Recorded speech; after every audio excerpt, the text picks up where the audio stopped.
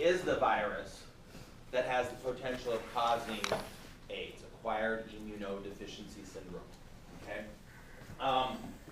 Just like with anything, like when we talk about vaccines, there are conspiracy people. There are people that will tell you that there's absolutely no evidence that HIV causes AIDS. It's patently false.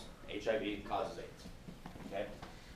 Now let's talk about what HIV is first, and then we'll move on to the progression of what it does. So HIV is what's referred to as a retrovirus. So remember when I talked about viruses, very small particles, they're essentially a strand of either DNA or RNA, okay, wrapped in a protein coat. They don't have the ability of doing anything on their own. That's the reason why they invade healthy cells, take over the nucleus, get into the DNA strand, and then say, hey, I want you to print these particles for me. The particles being either the DNA or the RNA. And then the gene that encodes for their coat. Because if they don't have a coat, the virus can't survive. Okay? So, HIV is a strand of RNA. So remember that our genetic material is in the DNA. So I can't just insert RNA into the DNA. It doesn't work that way. So I have to use an enzyme called reverse transcriptase, which turns that RNA into DNA. Then it can get inserted into the DNA strand, and then we just simply replicate that particular portion. Lots of them, over and over and over again.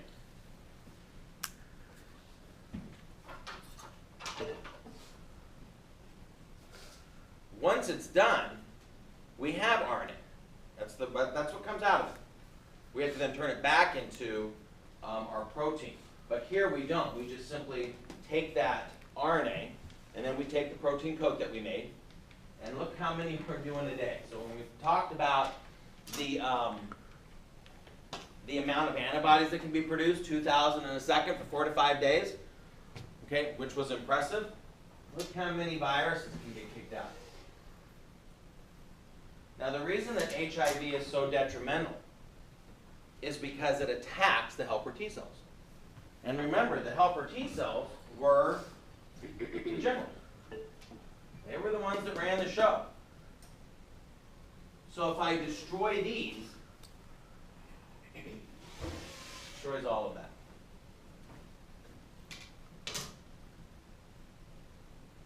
So in and of itself, kind of a crappy little virus. Now, for as much damage as it's done to our world, it's actually a very weak virus. Hepatitis is actually a much, much stronger virus than HIV is. Okay? Now, when we look at this, the number up at the top, we see most of HIV infections in developing countries, Africa being probably the largest one. Starting to see it more in China. It's probably already been there, but China had a great propaganda machine. They basically had no gay people, so if they didn't have any gay people, they didn't have any HIV. Okay? Although in Africa, it's not really in the gay population, it's more in the heterosexual population.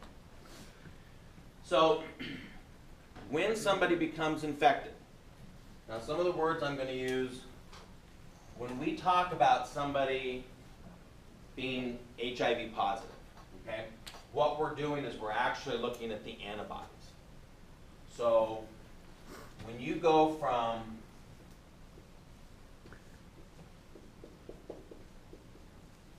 that's referred to as a seroconversion.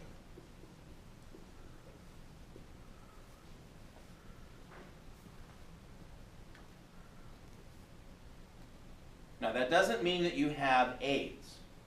I'm going to talk about what that means in a little bit. This just simply means that you were exposed to the virus. And not only were you exposed to the virus, but the virus was able to develop a large amount, and now you have the antibodies for it. Because you can be exposed to the virus. I've had 3 occupational exposures at work, and I don't have HIV. But if you get enough and it takes over, then you become HIV positive. Once you're HIV positive, you have the potential of developing AIDS. Okay? If you're HIV negative, you never have the ability to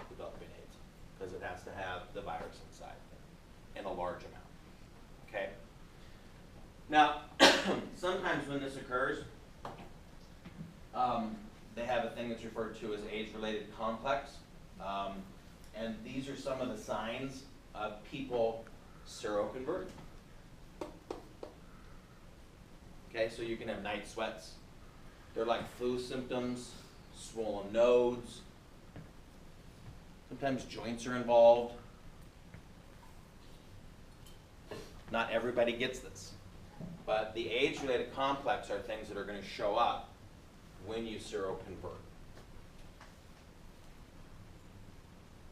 Now, from the standpoint of an infection, well, let me just talk about the testing real fast. So I'm going to kind of skip through some of this. I'm going to include all of it, but I'm going to kind of hit the testing portion since we're talking about.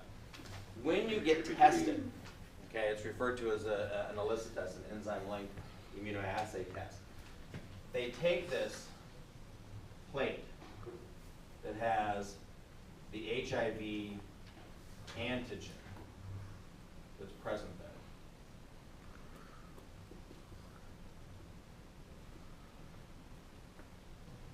And then they take your blood, your serum, and they are going to wash that over this plate, and they're going to see if,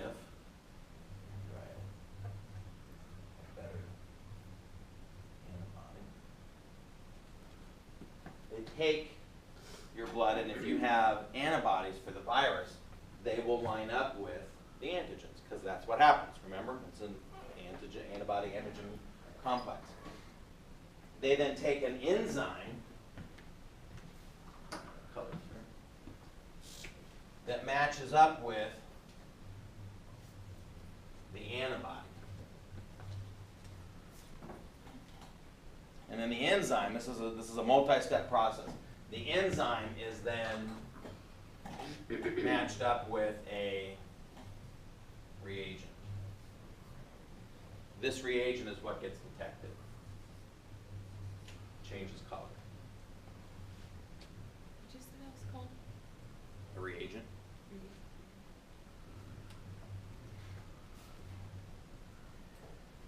So when you're getting tested, you're not getting tested for the virus, you're getting tested for the antibodies. But the only way to have the antibodies is to have the virus. There's only one industry that actually tests, well, there's more than one, there's research, but one commercial industry that tests for the virus itself. Anybody know what it is? The adult entertainment industry, because they have to have results immediately, or else their whole industry shuts down. So they test for the actual virus itself, not for the antibodies. Now, this process of seroconversion, okay, is going to happen basically about 95% if you're going to seroconvert. So if you have an occupational exposure, you have a personal exposure, you're generally going to seroconvert within about 6 weeks. Some of the new information say as early as 5 weeks, but so if you got a test at 6 weeks after an exposure and you were going to convert, 95% of the population would have converted by then. Okay? At 3 months, 99% of the population seroconverts. So it used to be that you were tested, so on my occupational exposures at work, I was tested at the point of the exposure because they want to make sure that you weren't HIV positive going into it. They also test the patient, which is really nice, so you can kind of get an immediate relaxation. If the patient's not HIV positive, then obviously there's still that window that they could have done something right before they came into the hospital, and you just don't know it yet. But it decreases your anxiety a little bit. And then they test you at 6 weeks, 3 months, and then they also test you at 6 months. Now they don't really do a lot of 6 months testing anymore. Pretty much they feel like this is a definitive test. If you haven't seroconverted at 3 months, there's not a big chance that you're going to seroconvert. So that's the testing method, okay, that they go through. So obviously, if you had an exposure that was, like my very first exposure was probably 3 years from the point, because it didn't bother me as much, but then as you start talking to people, so after about 3 years, it's like, okay, so I didn't have to get tested, obviously, at all those intervals. I just had to get tested once because it had already gone past any particular. Any questions on the testing component? Okay, so from the testing standpoint, once it's completed, let's just say that somebody is HIV positive. Okay, again, that does not mean that they have AIDS. It means they're HIV positive. Okay? Now, AIDS actually has a very, very specific definition. So, a helper T cell count is anywhere from about 800 to 1600 cells per millimeters cubed. The same amount of blood that we always tend to examine when we look at our blood. Since we're destroying those helper T cells, since the virus is destroying those helper T cells, anytime that it gets less than 200, that is where the diagnosis of HIV or of AIDS comes in. So sometimes you'll hear people say they have full-blown AIDS. It's kind of a silly thing to say because it really is a definition that comes just from the T cell count. Now the other possibility of getting an AIDS diagnosis is when the body starts to encounter opportunistic infections. This is basically how AIDS was founded, is that in the late 70s and the early 80s in Los Angeles, they were finding that there was a lot of these very bizarre immune diseases, these opportunistic infections that you don't see very often in one particular community, which was the gay community. And these were things like pneumocystis, which is a type of pneumonia, a very rare type of pneumonia that we see with people that have poor immune systems. Not AIDS, but just poor immune systems. They had high incidence of thrush. If you've never seen thrush, thrush is you see it more in pediatrics, but it's basically these little white sores that cover the inside of your mouth, and they can cover all the way down the back of your throat, down to your esophagus. Very, very painful, very uncomfortable. Tuberculosis, cytomegalovirus, Kaposi's sarcoma. If you've ever seen Philadelphia with Tom Hanks, he had these little red marks on his face. Kaposi's sarcoma is a type of cancer that is specifically linked to somebody that has a poor immune system. So these were the opportunistic infections that were coming up in that particular population. So if you have HIV, if you're HIV positive, then just the presence of these can make the diagnosis of AIDS as well. So when you hear, if you're taking care of patients that have HIV or have AIDS, you'll hear them talk about their T cell count. And they're referring specifically to their helper T cell count. Again, sometimes it's referred to as a CD4. Because where they're trying to get those helper T cells back up. Because when the helper T cells are back up, the body has an ability of keeping the virus at a very, very low level. Okay? Now, this is the biggest problem with HIV, is that it takes quite a while for those signs and symptoms to pop up, for you to actually develop AIDS. Now, some people never do. Some people, and they're never on any of the medications. These are just individuals that we know that they're HIV positive, but they have never once had a drop in their T cell count, and they've never developed any opportunistic infections. These are kind of the golden child. These are the people that immunologists want to study and study and study to try and find out why these individuals have the antibodies. They've been exposed to the virus, but never ever develop AIDS over years and years and years and years and years. So this isn't someone like Magic Johnson who's been taking medications. These are just people that don't take any medications, and they tend to not develop this disease. But the problem is, because of this latent period, there's a lot of people who just never realize that they've become infected with HIV. And because of that process,